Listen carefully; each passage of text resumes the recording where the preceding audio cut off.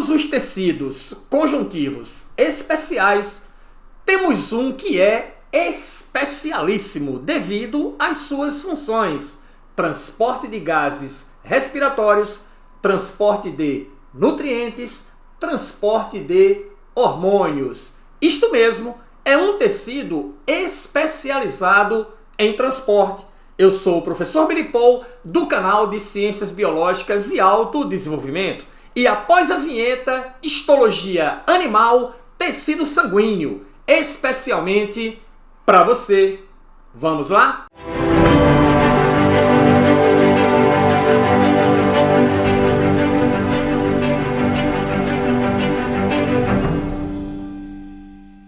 Olá você, tudo bem?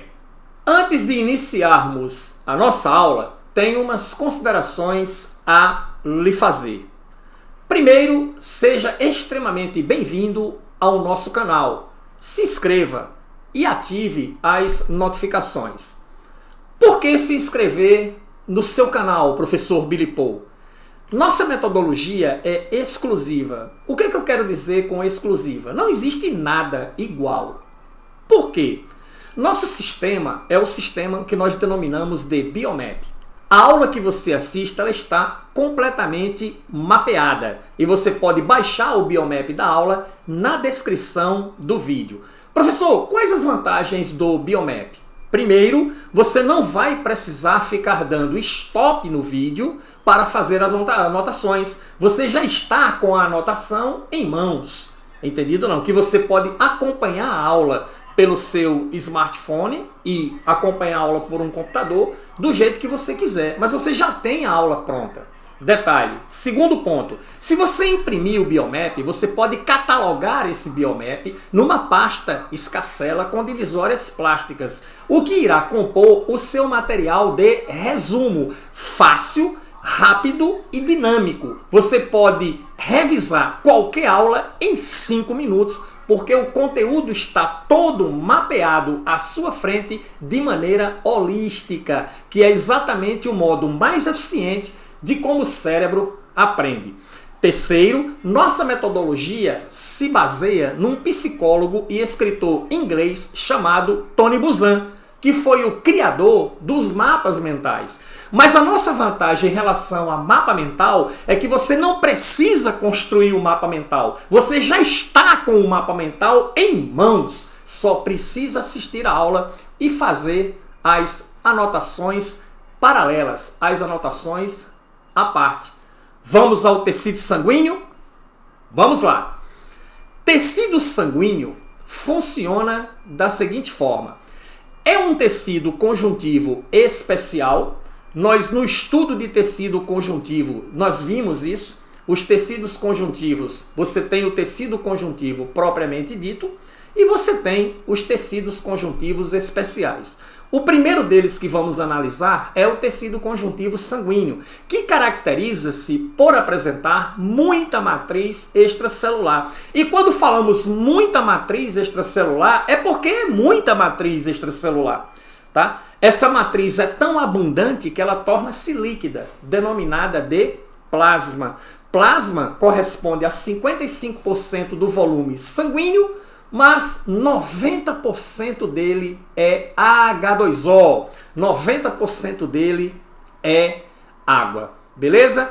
Funções específicas deste tecido sanguíneo. Ora, função básica do tecido sanguíneo é fazer o transporte de substâncias, como por exemplo, gases respiratórios, oxigênio e CO2, oxigênio a nível de hemácias, na forma de oxihemoglobina, CO2 ao nível também de hemácias, na forma de carbohemoglobina, apenas cerca de 30% do CO2 ele é transportado dessa forma, a maior parte vai pelo plasma na forma de íons bicarbonato HCO3-, ok?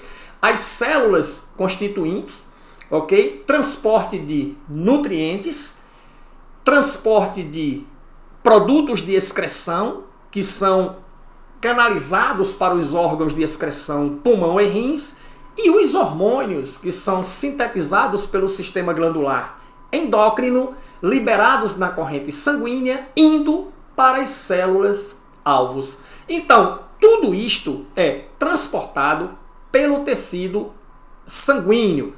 Daí o fato dele ser um tecido líquido não poderia ter uma outra forma. Tinha que ser um tecido liquefeito. Composição básica do tecido sanguíneo, nós temos o plasma, que é a parte líquida do sangue, ou a matriz extracelular do sangue, e os elementos figurados, que é a parte sólida, constituído por células, que são denominadas de elementos figurados, que são os glóbulos, glóbulos brancos e glóbulos vermelhos, e as plaquetas, tá? Que compõem também essa parte sólida, tá? Ou a parte celular, que constitui o tecido sanguíneo. Lembrando que as plaquetas não são células, glóbulos vermelhos e glóbulos brancos são células, mas as plaquetas, na verdade, são fragmentos de células da medula óssea, denominadas de megacariócitos, ok? E que são responsáveis pelo controle dos processos de coagulação do sangue.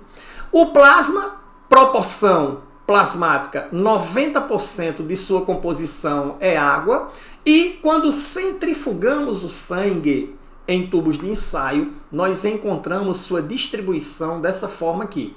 Nós temos a parte plasmática, que é o líquido sobrenadante, a parte sólida vai para o fundo do recipiente, essa parte líquida corresponde a 55%, que tem essa tonalidadezinha amarelada aqui devido ao fibrinogênio. Temos a outra maior parte, que corresponde a 45%, constituído de células vermelhas, que são as células as hemácias, também chamadas de eritrócitos. E uma faixa muito pequena, cerca de 1% aqui, que é essa faixazinha fina, cinzenta que nós observamos aqui, que corresponde aos glóbulos brancos, os leucócitos, mais os fragmentos de células megacariócitos medulares, chamados de plaquetas. Tá? Então tudo isso aí vai constituir cerca de 1% do volume sanguíneo. Vamos falar um pouco mais sobre o plasma. 90% água, 10% sais minerais e proteínas. Dentre os sais minerais importantes, então, nós temos o sódio, o potássio, o cálcio, o magnésio, o cloreto e o bicarbonato na forma de íons, o HCO3-. Todas as funções específicas dos sais minerais você estuda na aula sobre sais minerais em bioquímica. Você vai lá na nossa playlist de biologia molecular e você vai encontrar aulas sobre sais minerais. Dentro desses 10%, você vai encontrar também as proteínas plasmáticas, as proteínas do sangue, que são importantes. 3 em especial. A albumina, tá? Que faz o controle osmótico das células sanguíneas, o fibrinogênio, que é um fator de coagulação do sangue, e as imunoglobulinas, que são anticorpos responsáveis pela defesa humoral. Então essas são as 3 proteínas. Claro, não existem apenas essas proteínas no sangue circulante, mas essas 3 aí são as mais importantes funcionalmente. A albumina, ok? Controle osmótico, o fibrinogênio, responsável por uma das etapas do processo de coagulação do sangue, e as imunoglobulinas, que são os anticorpos de defesa. Importante sobre o plasma. Plasma é parte líquida mais o fibrinogênio do sangue circulante. Quando a gente fala em soro sanguíneo, o que é o soro sanguíneo? É a parte líquida, é a parte plasmática, agora sem o fibrinogênio. Nesse caso, ele não terá essa coloraçãozinha amarelinha clássica que a gente observa, e sim a coloração transparente, exatamente por causa da sua grande composição em água. Beleza? Pressão arterial. O plasma é extremamente importante com relação à pressão arterial, porque essa pressão está intimamente ligado à volemia sanguínea. Volemia é volume de água. Mais água no plasma, maior volume plasmático, maior será a pressão. Hipertensão. Menor volume de água, menor volume plasmático, menor pressão e hipertensão. Esse mecanismo aqui é extremamente regulado por uma função renal chamada de renina-angiotensina. Mas aqui, na nossa aula de histologia animal, tecido sanguíneo, o que interessa é que você saiba que o plasma é importante no processo de regulação da pressão arterial através do mecanismo renal renina-angiotensina, que retira a água da corrente sanguínea, escoando e liberando pela urina quando a volemia está alta e retém água quando a volemia está baixa. Isso também está relacionado com hormônios importantes, um deles o ADH, que é o antidiurético, liberado pela neurohipófise, um hormônio produzido pelo hipotálamo e liberado pela neurohipófise e que faz o controle dessa retenção de água a nível plasmático, tá? Juntamente com o sódio.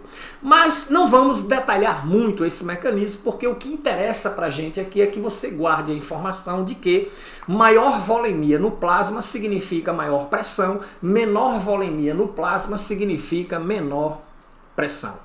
E a parte das células, você tem as hemácias, que quando adultas são anucleadas, as hemácias não apresentam núcleo, elas não possuem núcleo quando adultas, exatamente para quê? Para terem maior espaço citoplasmático para o armazenamento do oxigênio transportado associado à molécula de hemoglobina, ok? Que é a molécula de HbO2, também chamada de oxihemoglobina.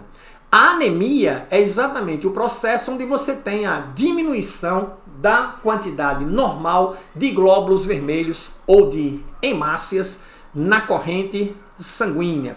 Geralmente, essa diminuição ocorre por carência de ferro, é o que comumente acontece, chama-se anemia ferropriva, ou por carência de vitamina B12, chama-se anemia perniciosa, que são os processos de anemia mais comuns. Claro, existem outros processos de anemia, tá certo? A anemia genética, que é a anemia falciforme, que por uma questão genética as hemácias adquirem o formato de foice, fazendo com que o indivíduo desenvolva um quadro anêmico chamado traço falciforme, ok? Existe a anemia aplástica, que é muito rara, que consiste na destruição, deteriorização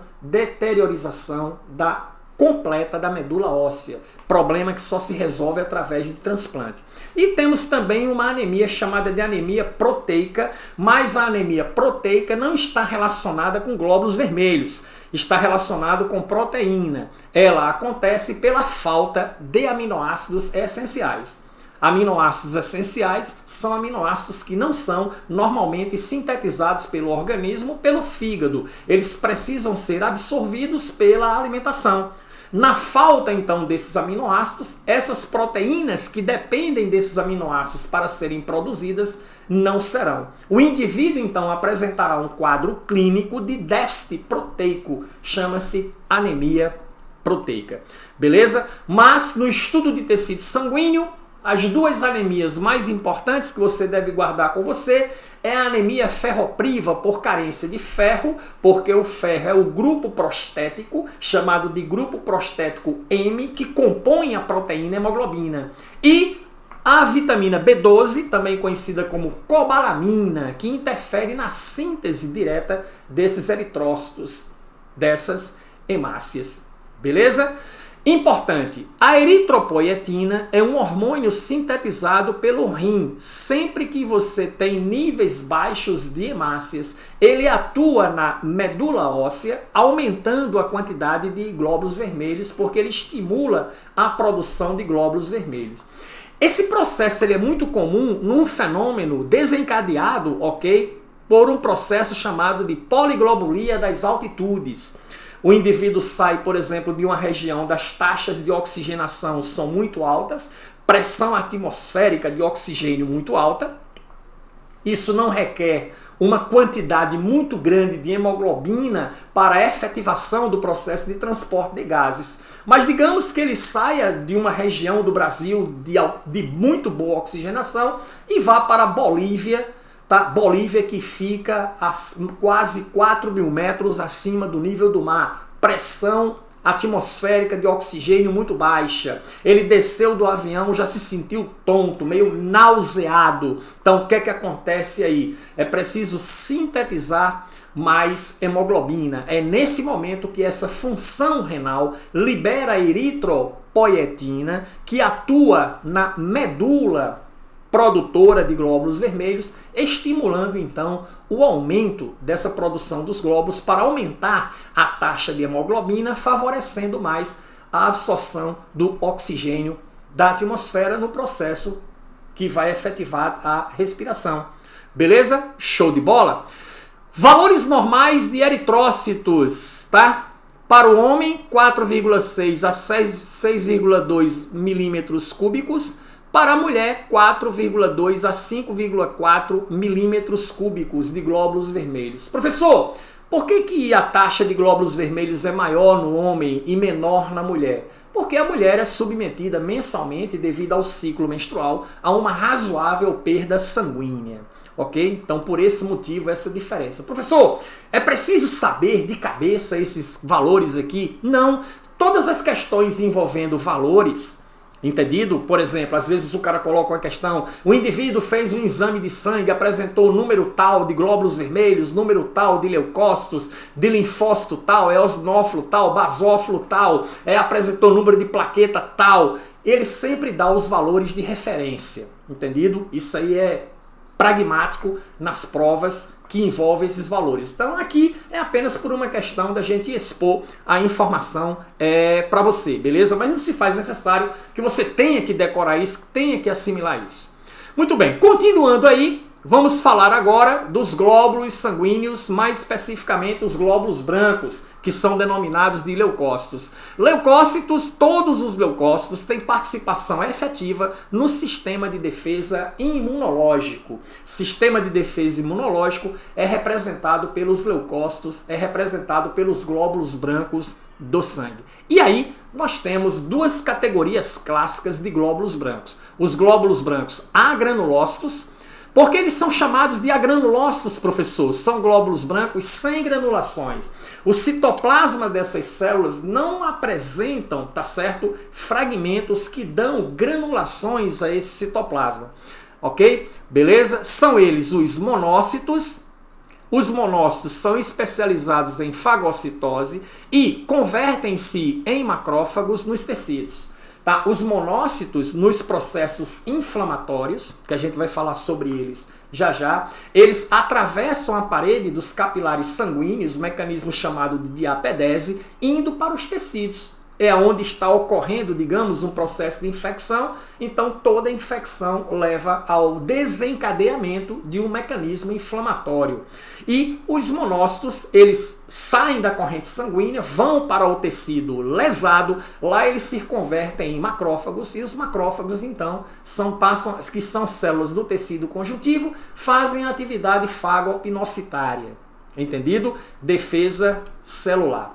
Aí você tem os linfócitos. Linfócitos, produção de anticorpos. Os linfócitos participam da defesa humoral. São eles que têm, tá, os determinantes antigênicos identificadores de antígenos e que dispara a resposta imunológica na produção de anticorpos. Esses linfócitos, ou melhor, esses leucócitos, são agranulócitos, apresentam citoplasma homogêneo, sem granulações, liso, digamos assim. Beleza? Tá certo? No processo de linfocitose, que é o aumento considerável de linfócitos, caracteriza-se uma infecção viral. Linfócitos sempre tendem a aumentar quando você está com uma infecção produzida por vírus, tá certo? E aí, olha só, os demais leucócitos são granulócitos, porque não apresentam citoplasma homogêneo, mas apresentam citoplasmas cheios de granulações. Você tem o neutrófilo, tá? Que é esse tá certo? Ok? Esse leucócito aqui, observe que ele tem 3 núcleozinhos dentro dele aqui, e o neutrófilo está relacionado com fagocitose. É a primeira linha de defesa, ele faz a defesa celular, ele realiza atividade fagocitária, ele fagocita bactérias, micro-organismos bacterianos e outros que possam aparecer na corrente sanguínea, qualquer tipo de substância que seja considerada estranha e que possa ser nociva. Então ele fagocita com o objetivo de destruir esses micro-organismos ou substâncias. Quando maduro, os neutrófilos são chamados de segmentados e ele aumenta muito nas infecções bacterianas. E aí, olha que coisa interessante. Os linfócitos aumentam muito nas infecções virais e os neutrófilos, mais especificamente os segmentados, eles aumentam muito nas infecções bacterianas. E aí, muitas vezes você vai a um médico, você vai a uma urgência e se queixa de um determinado problema que você está sentindo, e aí o médico pede imediatamente, tá? O médico da urgência pede imediatamente a coleta de sangue para exame. O que ele quer saber muitas vezes? Ele pede para você esperar um exame sair, leva de 15, 20 minutos, meia hora para um exame sair, e quando o exame sai, que você leva para ele verificar, uma das coisas que ele quer analisar no seu exame é se a sua infecção é viral ou se a sua infecção é bacteriana. Como é que ele identifica isso? Pela variação muito alta dos níveis de linfócito, o que indica a infecção viral, ou elevação muito alta da quantidade de neutrófilos, de segmentados, o que vai caracterizar uma infecção bacteriana. Beleza? Não é interessante isso? Os eosinófilos, que realizam também fagocitose, ok? Nas parasitoses e limita o processo de inflamação. Os basófilos, que nos processos alérgicos eles têm importância. Basófilos liberam histamina, liberam heparina, entendido? Ok. Nós temos os mastócitos do conjuntivo que também fazem a mesma função e os basófilos sanguíneos também realizam essa mesma função. Histamina, que é um vasodilatador, e a heparina, que é um anticoagulante. Essa histamina liberada pelos basófilos favorece a diapedese, que é a capacidade que certos glóbulos brancos possuem de atravessar as paredes dos capilares sanguíneos, indo para os tecidos, ok? No processo inflamatório, com o objetivo de combater o mecanismo de infecção que está ocorrendo. Tá? Daqui a pouco a gente vai falar um pouco mais sobre isso. E por último, as plaquetas. Plaquetas são fragmentos de células da medula óssea. Essas células são denominadas de megacariócitos, ok? Plaquetas são também chamadas de trombócitos. Entendido? São responsáveis pelo processo de coagulação sanguínea. Professor, qual a quantidade ideal de plaquetas? Entre 150 a 400 mil por milímetro cúbico. Esses são os níveis normais. Menor quantidade de plaquetas pode levar a processos de hemorragia, maior quantidade de plaquetas pode levar a mecanismos de coagulação indevida devido à formação de trombos. Daí o termo trombose. O risco de trombose é eminente quando você tem uma alta taxa de plaquetas na corrente sanguínea, porque pode disparar mecanismos de coagulação indevido, levando então a trombose. Para concluir a nossa aula, vamos conversar um pouco sobre a inflamação. Inflamação funciona assim. Aqui você tem alguns elementos importantes que estão relacionados com a inflamação. Inflamação, lembre-se, é a resposta do sistema de defesa imunológico. Tá? Se está inflamado, ele está respondendo. Quando você sente febre, febre é uma resposta inflamatória sistêmica. Todo o sistema, todo o organismo está reagindo. Mas vamos falar aqui de um processo inflamatório muito comum, que é quando você sofre uma lesão no maior órgão do corpo, que é a pele. Lesão com sangramento, ocorre ruptura do tecido, abertura de uma incisão, coisas desse tipo, que pode ser invadido por micro-organismos. Por exemplo, você passa a mão em cima de uma mesa de madeira, uma felpa de madeira entra no seu dedo. Essa felpa de madeira é um corpo estranho. Abriu uma incisão. E ela entrou de um modo tão profundo tá? Que você não consegue tirar essa felpa e ela passa a incomodar, tá certo? Aquela região passa a ficar dolorida, aquela região passa a ficar inchada. Desencadeou-se então o início de um processo inflamatório, que é uma reação de defesa contra aquele corpo estranho que entrou, que pode produzir uma infecção. E vamos imaginar que a felpa de madeira está cheia de bactérias, que começa a desencadear um processo infeccioso no local da lesão. E aí, algumas coisas são importantes quando você analisa o processo inflamatório. Uma delas é a prostaglandina. A prostaglandina é um lipídio, é uma substância de natureza lipídica, que sempre está presente no início de um processo de inflamação, porque ela regula a resposta imunológica. Eu vi uma questão que falava-se de lipídio envolvido com defesa imunológica. E aí, eu corrigindo isso, o aluno perguntou numa sala de aula: professor, lipídio envolvido com defesa imunológica, não é proteína que faz isso? E aí, está relacionado com esta função de controle da resposta inflamatória, porque se a resposta for muito intensa, você sente muita dor. Professor, por que dói? Porque um inchaço muito grande do seu epitélio, do tecido onde está ocorrendo a inflamação, pressiona nervos. E a informação, ao chegar ao sistema nervoso central e volta com dor, volta com latejamento e muitas vezes incomoda. Aí você compra um anti-inflamatório que vai então reduzir a resposta da inflamação. A prostaglandina, ela controla essa resposta aí para que ela não seja de menos, para que ela não seja de mais.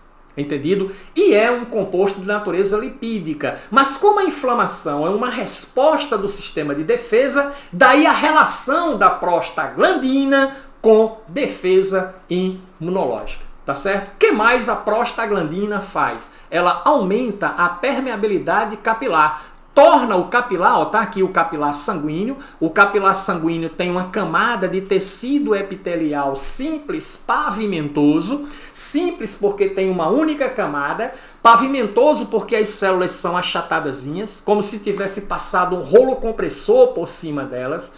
E aí, no que aumenta a permeabilidade capilar, abre espaços intercelulares por onde as substâncias fluem para os tecidos e células específicas migram para os tecidos. Células que têm movimento ameboide, tá certo? Que expandem pseudópodes e atravessam a parede do capilar, mecanismo chamado de diapedese, ok? E aí o que acontece? Leva à vasodilatação. A vasodilatação do capilar tecidual aumenta o fluxo sanguíneo para o tecido. E a prostaglandina também, algumas substâncias de prostaglandina, tá? Elas são quimiotáxicas, leva à quimiotaxia, atraindo células para o local da infecção. Aí nós temos os mastócitos entrando em ação, ó, tá aqui o mastócito. O mastócito é fonte de um mediador importante que é a histamina e a heparina. A histamina provoca mais vasodilatação, favorecendo ainda mais o processo de diapedese. E a heparina é um anticoagulante, porque nessa vasodilatação do capilar, sangue flui da corrente sanguínea, passando pela parede do capilar e indo para o tecido. Tá? Então, esse anticoagulante é exatamente para evitar que haja coagulação indevida nesse tecido onde está havendo essa certa transferência de sangue pelo capilar dilatado. A partir daí, nós temos monócitos que vão sair da corrente sanguínea. Olha aqui o monócito. O monócito sai da corrente sanguínea, atravessa a parede do capilar por diapedese, converte-se em macrófago, certo? O macrófago, que tem a atividade fagopinocitária, também libera citocinas. Professor, o que são citocinas? São sinalizadores químicos que são lançados no capilar sanguíneo e que dizem para as células de defesa, ó, venham para cá, venham para cá, venham para cá, está ocorrendo uma infecção aqui, esse negócio está cheio de bactérias, precisamos combater essa infecção. A atividade das citocinas é exatamente sinalizar para as células de defesa sanguínea para que elas venham para o local da infecção, tá certo? Combatendo o processo infeccioso. Todo esse conjunto de reações que eu falei para você aqui, nada mais é do que a resposta imunológica, ok? Que é uma resposta inflamatória. Beleza? Vá na descrição do vídeo, baixe o Biomap da aula, baixe o Bioese, a lista de exercícios gabaritada com questões atualizadíssimas para que você possa exercitar o conteúdo aprendido. Nos encontramos na próxima aula. Aprendeu? Inscreva-se no canal e sempre habitue-se a assistir a aula até o final. Se você chegou até aqui, parabéns para você. Bons estudos! Até a próxima aula. Tchau!